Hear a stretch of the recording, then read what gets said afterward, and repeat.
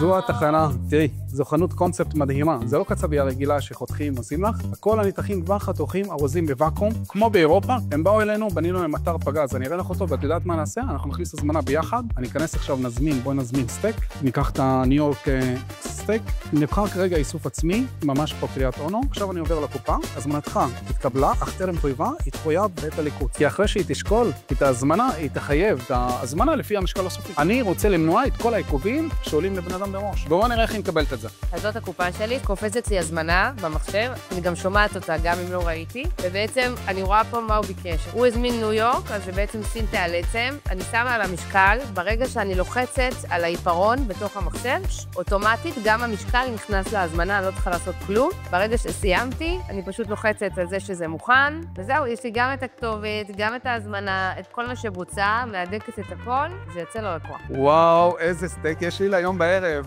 אחד יפה מאוד. תודה רבה, ספיר.